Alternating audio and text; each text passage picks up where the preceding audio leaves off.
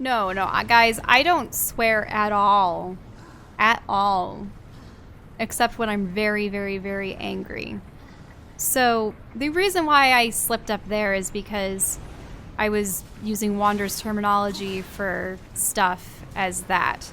But usually I replace the SHIT word with stuff. I always have really non-offensive sort of, what would you call it? Synonyms, but not quite synonyms.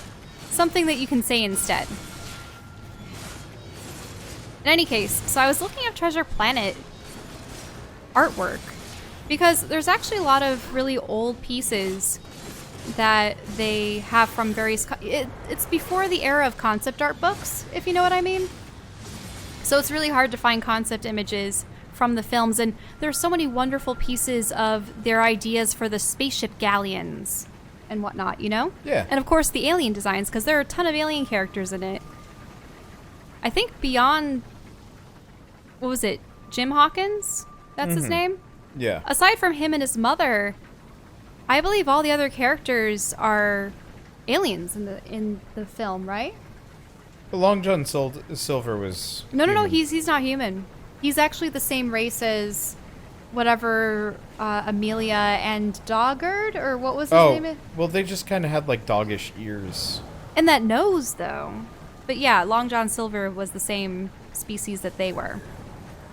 So, in any case, I really liked that initial storybook scene where Jim is a kid and he's reading about, what was it, Captain Nathaniel Flint, the one pirate that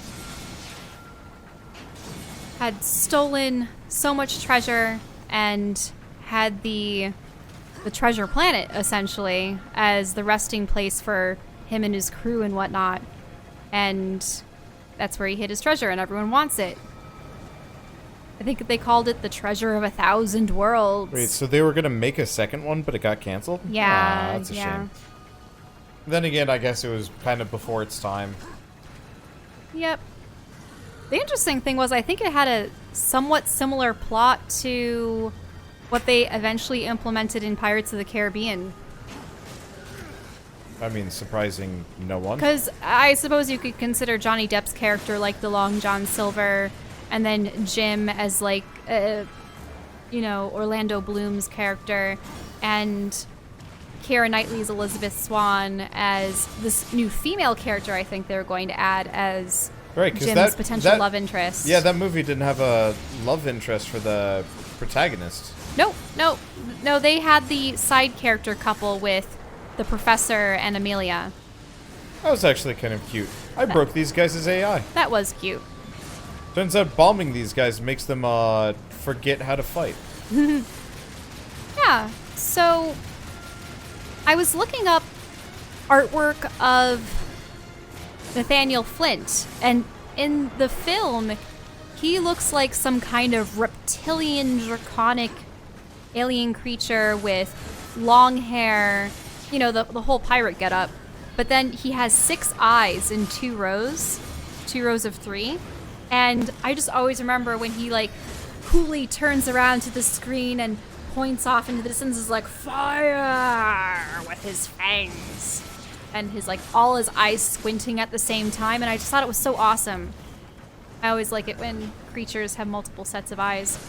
So I was looking up images for him, and there were a lot of like the original sketches of some of the animators and stuff from the film, and I'm like, oh wow, that's really cool. And then there was fan art. There was fan art of people's OCs in relationships with Nathaniel Flint, in bed with Nathaniel Flint. And I was just thinking to myself, wait, this was a pirate, sure, a legendary pirate, who had appeared on screen for maybe a couple minutes at most, and only shows up later on as a skeleton. Spoilers.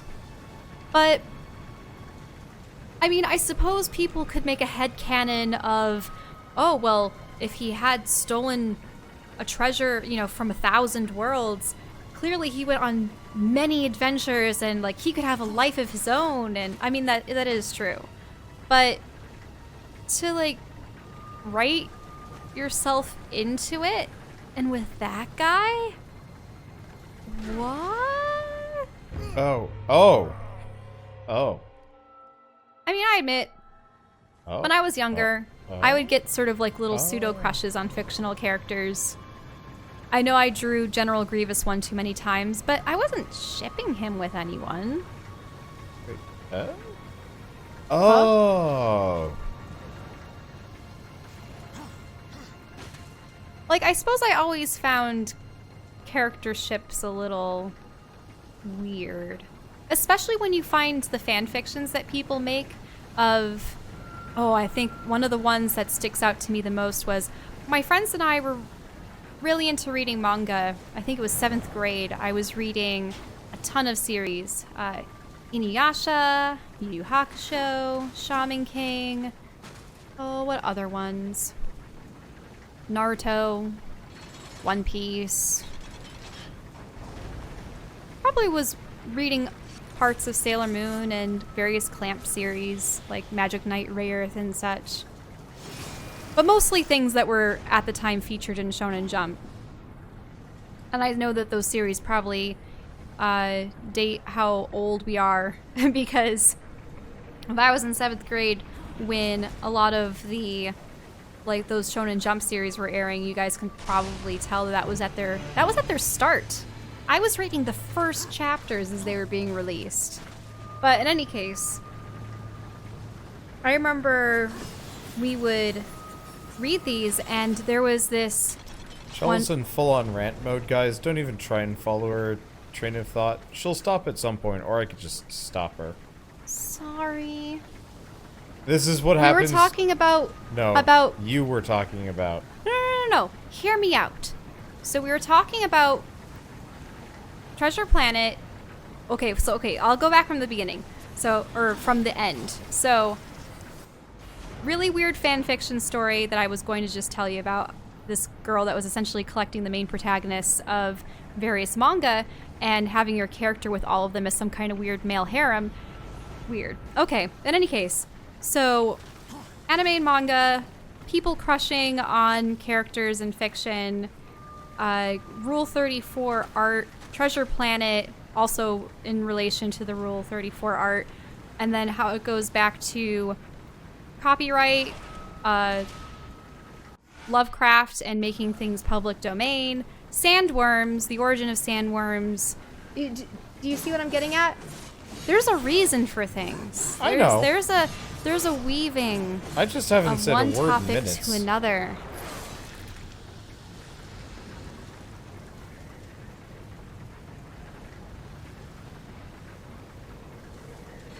Huh.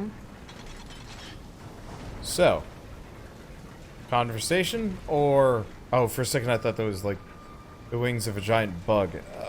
Where am I even supposed to be going in this? Okay, I hate this place. Yeah, so great. Lovecraft created some of the first sandworms, Yeah. if not the first sandworms. That's where I dropped off the conversation, because you pretty much said that, and then it's like, let's talk about... Well, then you brought up how you would want your universes to potentially be public domain, and I was saying how that could be a bad idea. Oh, that's where... Rule 34 is going to happen regardless. But it's disgusting. So disgusting. Yeah.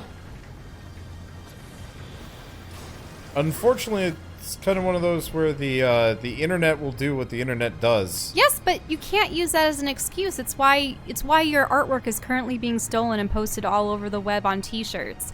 It's because people say, well, there's nothing you can do. No. Something can always be done. And I think the only way to really change that is to change internet culture. I mean, I don't think I will ever change internet culture.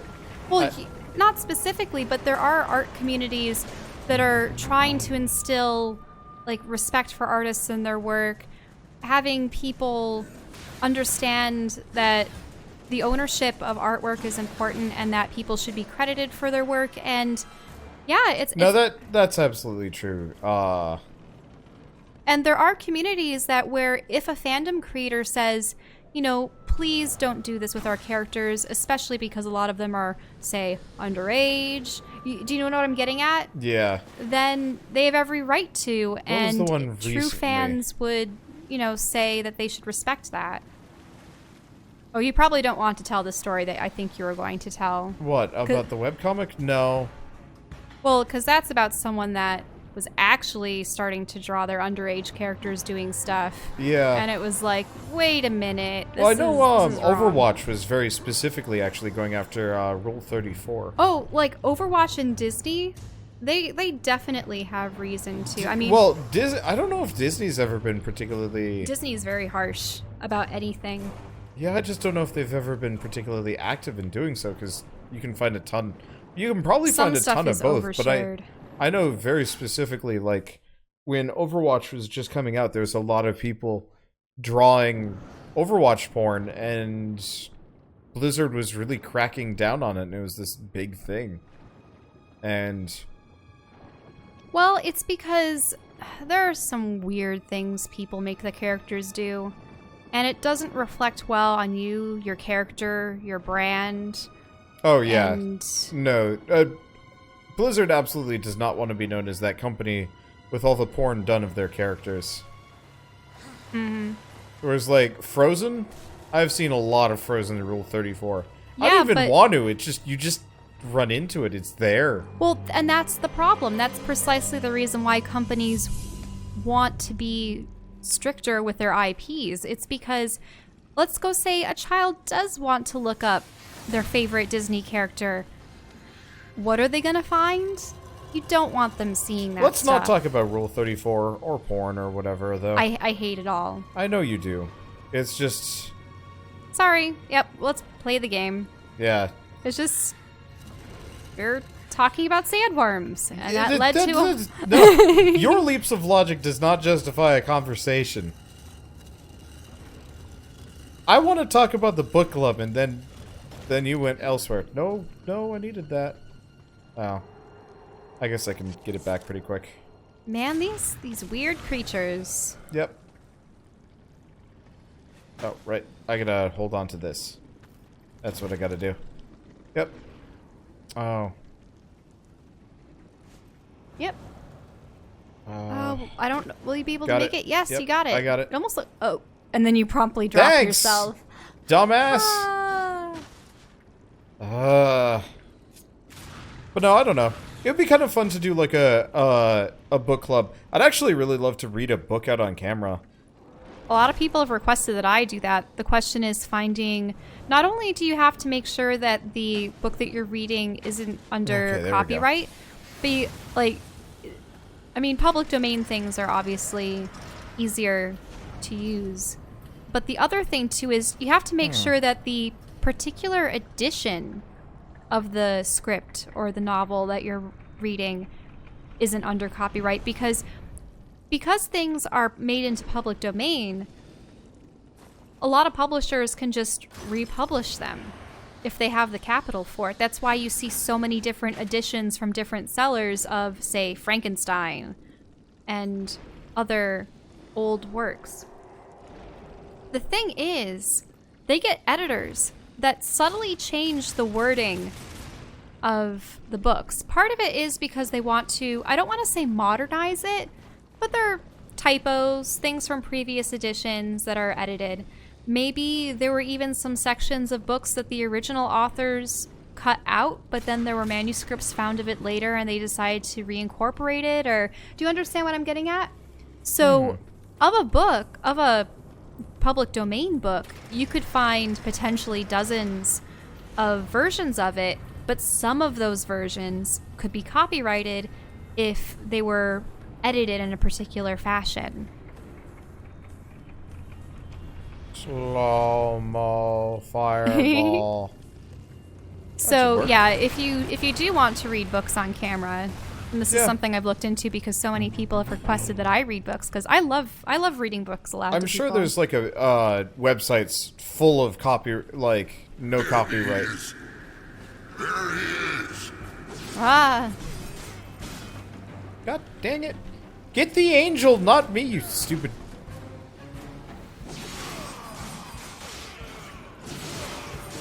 Okay. Welcome to the grindhouse. Population my victims. You can't hit me. No one can. Stupid raven, pigeon murder. Ah. Yeah, they do refer to them as pigeons, don't they? Yep. Why do people pick on pigeons? Because pigeons are stupid. They're sort poop of everywhere. I like doves more than pigeons. Yeah, doves are at least doves are pretty. Pigeons can be pretty. Do you see the iridescence they have on their necks? No, it's true. I think it's just because pigeons are like super predominant in like cities and stuff. Like it's kind of hard to respect pigeons.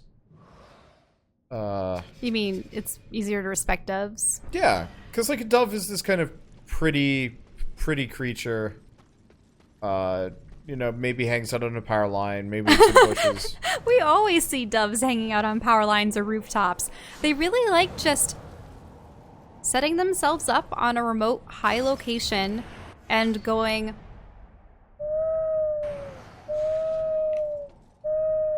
Yep. And then we spook them and they're like... as they like flee. Yeah. Yeah, they do that little... And they're kind of cute. Whereas like, And yeah, that's my dove impersonation.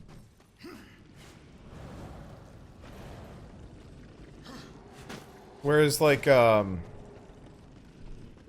don't know, pigeons are just everywhere in the city. They shit a lot. They'll go for your food. They'll swarm you at park benches. Yep. If they no, suspect if they have an inkling that they can get some food from you, you get mobbed. Yeah, people are discussing like their ability to be like homing pigeons and messenger pigeons. I always wanted to know how they trained a pigeon to send a message to a particular location. Do they? I mean, I've said this before. I can look it up on YouTube. Yeah, I was watching a falcon trainer that was trained specifically to what was it? It was trained to take out invasive bird species from the Middle East. Oh yeah, I've seen that. They have them. Well, actually, there are sometimes birds of prey that they just have flying around in cities, and they don't even necessarily train them to kill the pigeons, but just having one flying in the sky is enough to deter pigeons from being in an area. Like the pigeons will see the bird of prey and go, "Oh no, we don't want to become prey." Oh hey, battle corridor. Oh wow. One of the guys in your chat says he has to kill a lot of pigeons because of, like, they get their way into an oil refinery. That's unfortunate. I wonder if they just fly in? I know that if you ever go to a Home Depot or a Lowe's, don't you ever notice that inside the store there's just the cheeping of sparrows? Well, an oil refinery, are we talking like an oil derrick out in like out on the water? Man, those refineries? I don't know if pigeons would go that far. Maybe. I mean... Seagulls, maybe, but not pigeons. But, like, I would not be surprised by, like, I would not be surprised that pigeons don't attempt to roost where they do not belong. Yeah, that's why you see all those businesses and buildings with spikes on them. It's because they want to prevent the pigeons from roosting or sitting down. I noticed that the insides of, you know, the neon lights that people have outside their shops, except obviously they're behind plastic and metal and whatnot, but people, I mean not people, birds like to roost inside, like the letter O especially. No one would ever want to roost in the letter U. But O's, A's, B's, D's, C's might be okay. Let's see. E's, nah. You don't want your little nest to like potentially fall out one side. F, no, F isn't a good number for letter, sorry, for roosting. G might be okay. Let's see. H, no. H is no good. I is no good. J? Nope, not at all. K? No way. There isn't even like a nice curve to roost in there. I think it kind of depends L, where. no. Because, like, M, no. Are we talking, like, Hollywood letters? Because, like, if it's a big letter or if it's got a framework behind it, you can... There's a lot of leeway on where to roost on those things. Well, no, like, think about the shape of the letter for but, like, roosting. Like, a G, it wouldn't be the safest, but the point on a K is a perfect spot for a nest. I've seen... Yes, but it's open on top. Yeah. I noticed that all the birds never make nests that have an open top on the letter. And I think it's because it probably is more protection from the rain. Project Gutenberg is a collection of 57,000 ebooks whose copyrights have expired. Ooh, that'd be lovely. Because, yeah, ebooks are something we can handle at. Can we talk? I don't know. You're not including me in any conversations here, Shell, tonight. We're talking about pigeons. No, you're talking about pigeons, and I'm just like, they're kind of dirty, and they poop a lot. Okay, fine. Then you go nonstop on the entire alphabet and the ideal which ones to... I just thought it was interesting. I know, I gotta rein you in a little bit, because if I don't... I might as well just go to bed and hand you the controller. Because at this point, I am just the vehicle for gameplay progress, and not a whole lot of... Okay, well then what do you wish to discuss? I don't know. So these are the...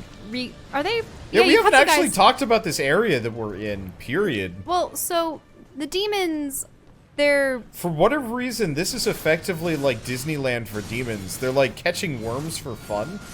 Well, the thing is... To make them fight in an arena. Yeah, after demons have slayed all the humans... What do they do? In the world, what do they do? Yeah. I actually really want to play a almost like slice of life game set in one of these universes where like this is what society looks like for the conqueror aliens. You know, for the demonic horde that is. Except, look at what's happened to Earth. There's nothing. Yeah. Like, we don't even know what demons eat. Or yeah, so what I actually would love to play a game where you get to see that a little bit. Like, that's one thing I really liked about, Uh-oh. That's one thing I liked about, I guess, Iconoclasts kind of did that, which was interesting enough. Where you were this... Effectively, you were an undesirable out in the boonies, and you finally get inside the city, and it's this, like, ultra-consumeristic society. Mm-hmm. And... Yeah, so I think they're just... I mean, demons seem predisposed to violence, so yeah. I wouldn't... I mean, gladiatorial arena fights? Definitely up their alley, I suppose. Yeah, I can see that. I'm just also confused about how their population stays... non-zero. I mean, we've met a lot of masculine female creatures. But once again, there seem to be so many variants of demons. Like, do they have genealogies? Do they have I mean, species? I guess beggars can't be choosers, so worst comes to worst. Oh no. Get on the wood. Yep. There's just a little bit of a lip there. Not that wood would be the strongest material to remain on. That is a massive worm. Now look above you. Do you have those blue devices anywhere? No, you just have to run. Yep, the entire point of this is... Glide as far as you can and then sprint for it. You also want to make sure that the... worm is far enough away. Yep. Whoa! Yeah, definitely like tremors. It actually gets harder as you get to the middle because it's kind of surrounding you on all sides. I think I remember getting eat around here. Yeah, we can look at its pattern because right now it's curving this way. You wouldn't want to incite it yet. I want it to be over there. Oh no, but then it's coming right towards you. Yeah, you're right. You need to wait for it to be like looping around and coming around that. Oh. It'll immediately go for you though, but like that's too close. Over there. Yeah. So, yeah, that's its path. Let's keep looking. Can you ride the worm? No, you cannot ride the worm. I think you... That'd be cool if you could, I thought during the boss fight you might... If you could Fremen your way through. No, you ride your horse. You ride your horse, The but reason then why I don't remember this fight very well it. is because you fight it on horseback. Which, like, is less of a action Oh, fight. get around the right side. Jump. Yeah, because it has to dive under. Thank goodness. Yep. Is that the tower you're going for next? Yep. Shouldn't be that big of a deal. I think eventually we actually just get the ability to use the chronosphere whenever. Mm-hmm. But I think we also get the ability to horse whenever. That might have actually been a good time to run because then it would have had to have gone around. Go, go, go, go. Jump if you need to. I don't actually know where it is. I'm just kind of like, it's vaguely away. Yeah. Yeah, it would have turned and, couldn't get under that tower. That's fine. You might want to go on the left side so that it gets caught. Yeah. I mean, this isn't actually that hard. It's mostly just like the... Oh, spook! Okay, it seems to be going that direction, so you're probably good. What was the game I was playing recently where you had to like... Oh, Prey, Moon Crash. There's a monster called the Moon Shark. It's a specific type of alien creature that detects tremors on the ground. It was right there. We had plenty of time. It was close. But it would detect tremors on the ground, and you had to like move very slowly or crouch walk or like a bunch of other things. So I kind of enjoy the...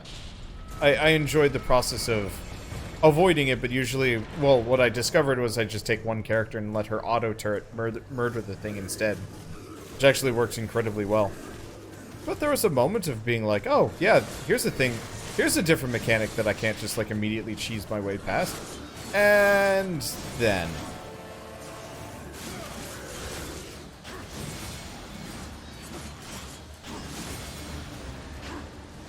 Oh.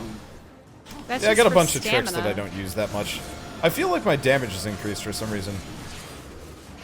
Because, like, these guys die much faster, but there's much more of them now.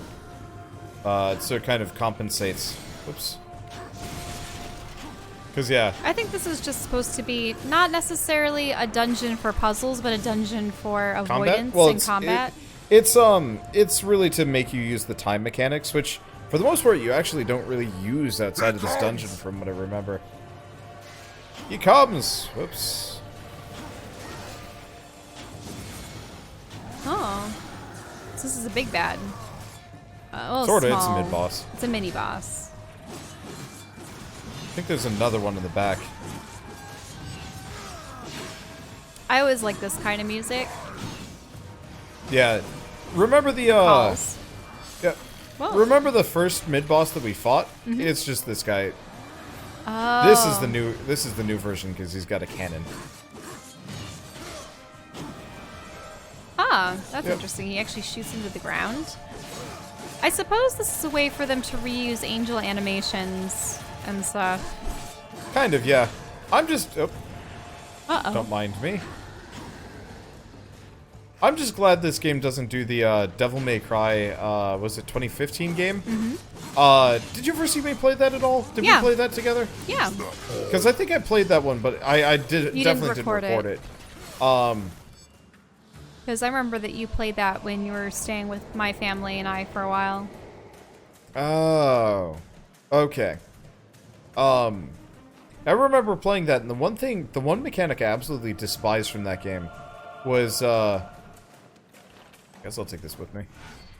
Fracture cannon. Let's see. Which way am I going? Probably up. Uh-huh. One of the mechanics I hated from that game is there were, different weapons kind of came from different, families-ish. So, or families. So, effectively, some weapons were demonic in nature, some were angelic.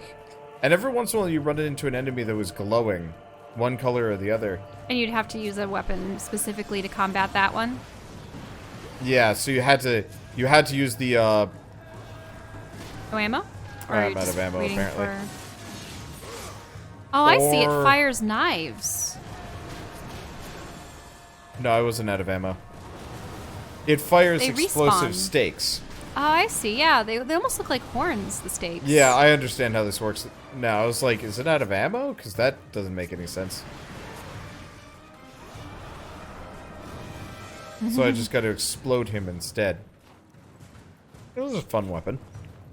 Unfortunately, never really used these past this point, but they are kind of overpowered for now, you obvious probably reasons. don't want to drop below, or is this...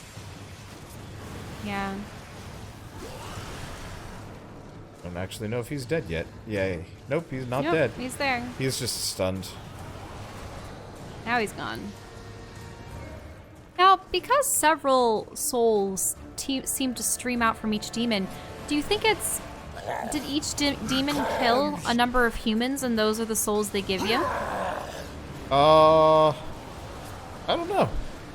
Well, the demons, like, feed on human souls. Right. So it's probably the remnants of what they had consumed is what I'm getting at. Because Vulgrim...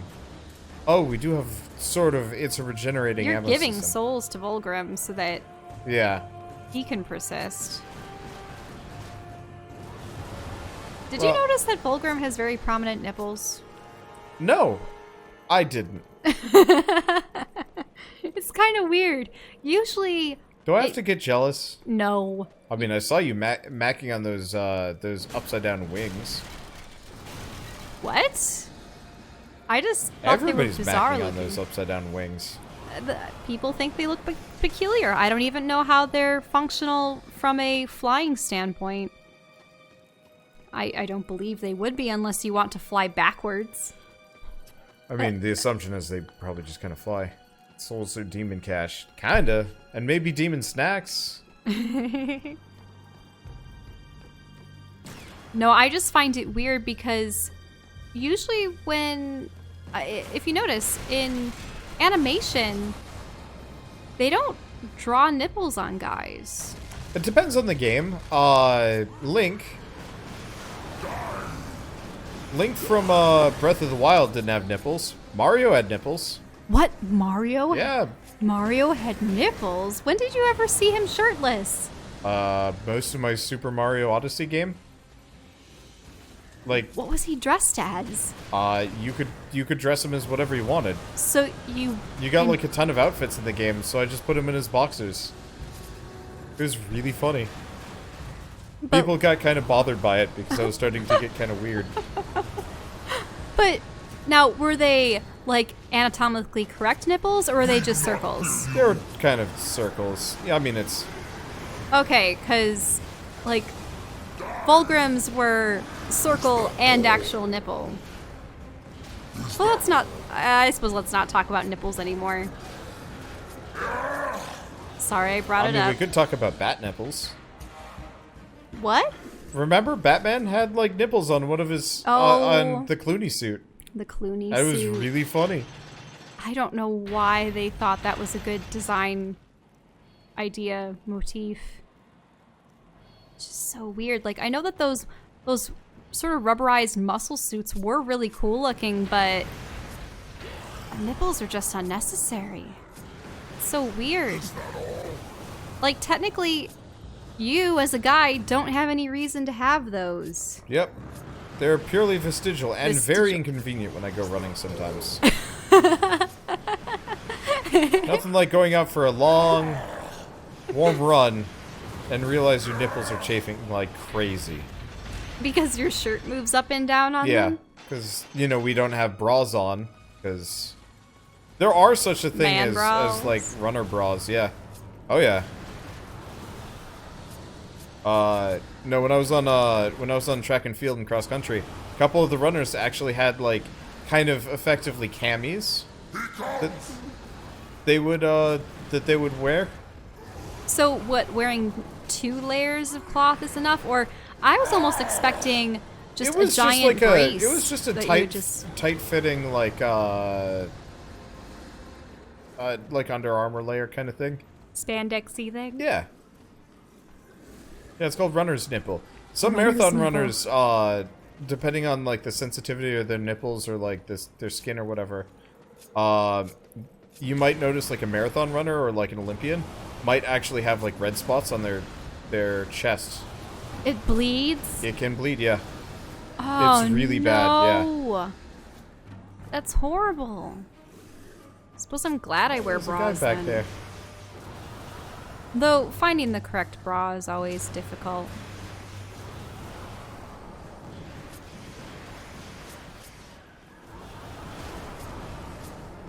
I really like this segment.